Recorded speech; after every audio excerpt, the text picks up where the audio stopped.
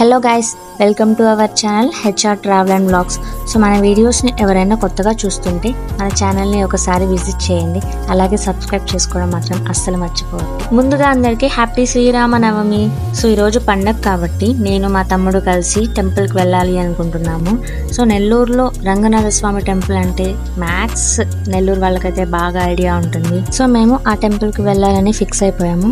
ఇంకా మార్నింగ్ లేచి ఇంట్లో పూజ అవన్నీ చేసుకొని ఇంకా 9కి స్టార్ట్ అయ్యాము టెంపుల్కి వెళ్ళడానికి. మేమైతే ఆత్మకూరు బస్ స్టాండ్ మీదుగా వెళ్తున్నాము. ఈ బస్ స్టాండ్ దగ్గర అయితే టైంతో పని లేదు, ఎప్పుడు చూసినా జనాలు ఫుల్గా ఉంటుంటారు. సో అందుకే కొంచెం లాగ్ అయింది ఇక్కడ. అది కూడా మార్నింగ్ అయ్యేసరికి ఇంకా జనాలు ఎక్కువగా ఉన్నారు, ట్రాఫిక్ ఎక్కువగా ఉంది. సో అందుకే కొంచెం లేట్ అయింది. ఇక్కడ ఆత్మకూరు బస్ స్టాండ్ దాటిన వెంటనే లెఫ్ట్ టర్న్ అవ్వాలి. అక్కడ అండర్ బ్రిడ్జ్ వస్తుంది. సో దాని కిందగా వెళ్ళాలి. మాకైతే ఈ పక్క ఏరియాస్ అంతా పెద్ద ఐడియా లేదు. సో ఇంకా మేము గూగుల్ మ్యాప్స్ని ఫాలో అవుతూ వెళ్ళిపోయాము. మేమైతే టెంపుల్కి వెళ్ళడం ఇది సెకండ్ టైం. ఫస్ట్ టైం వెళ్ళినప్పుడేమో మేము మా ఫ్రెండ్స్తో వెళ్ళాము. ఇక్కడ టెంపుల్ అయితే చాలా బాగుంటుంది. గుడి చూడడానికి అయితే చాలా పెద్దదిగా ఉంటుంది. పక్కనే పెన్నా నది ఉంటుంది, అంటే రెండు ఆనుకొని ఉన్నట్టే ఉంటాయి, అంత పక్కనే ఉంటుంది. సో గుడికి వెళ్ళినప్పుడు పెన్నా నది కూడా చూడొచ్చు, అంత దగ్గరగా ఉంటాయి. సో అందుకు ఈరోజు పండగ కాబట్టి కొంచెం పెద్దదిగా ఉండే గుడికి వెళ్ళాలి అంటే ఎక్స్ప్లోర్ చేయడానికి కొంచెం ఎక్కువ వీలుండాలి అన్నట్టు మేము సెలెక్ట్ చేసుకున్నాము. సో దానికైతే ఈ రంగనాథ స్వామి టెంపుల్ అయితే పర్ఫెక్ట్గా ఉంటుంది. సో అందుకు ఇక్కడికి వస్తున్నాము. టెంపుల్ దగ్గరికి అయితే వచ్చేసాము. ఇక్కడ కనిపిస్తుంది కదా పెద్ద గోపురం. సో అదే మెయిన్ ఎంట్రన్స్లో ఉండే గోపురము. బైక్ ఏమో సైడ్ పార్క్ చేసుకున్నాము. ఈ గోపురం మొత్తం అలా ఒక ఫుల్ వీడియో తీసాము. ఇంకా లోపలికి వెళ్ళాలి.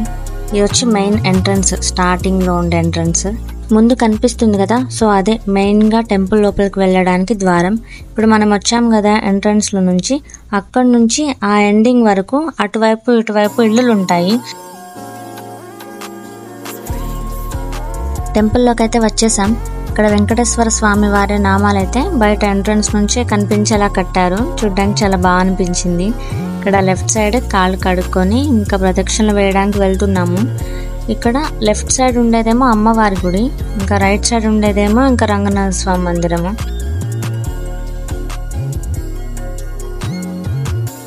ఈరోజు ఎలాగో శ్రీరామనవమి కాబట్టి ఇంకా ఇక్కడ సీతారాముల కళ్యాణం కూడా చేస్తున్నారు. మేము వెళ్ళే టైంకి ఆల్రెడీ జరుగుతూ ఉండింది.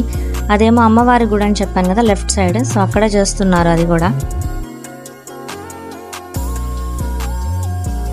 ముందుగా దర్శనం కంప్లీట్ అయితే ఇంకా తర్వాత వచ్చి కళ్యాణం దగ్గర కూర్చుందాంలే అని ఇంకా ప్రదక్షిణలు వేస్తున్నాము.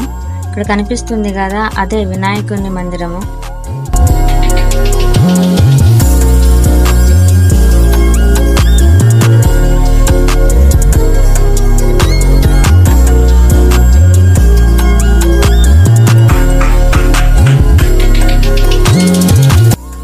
అలా ఇంకా 3 ప్రదక్షిణలు చేసి గుళ్ళోకి వెళ్ళి దర్శనం చేసుకొని వచ్చాము. ఇక్కడ మనకి మెయిన్ ఎంట్రన్స్ ఉంటుంది కదా. సో అక్కడ నుంచి లెఫ్ట్ సైడ్లో ఇంకొక చిన్న మందిరం ఉంది. అదేంటంటే శ్రీ ప్రసన్న వెంకటేశ్వర స్వామి వారి మందిరం అని. మనం దశావతారం మూవీ చూసుంటాం కదా. సో అందులో ఒక సాంగ్ ఉంటుంది. అందులో విష్ణుమూర్తి శేషపాన్పుపై పయనిస్తున్నట్టుగా ఒక సాంగ్ ఉంటుంది.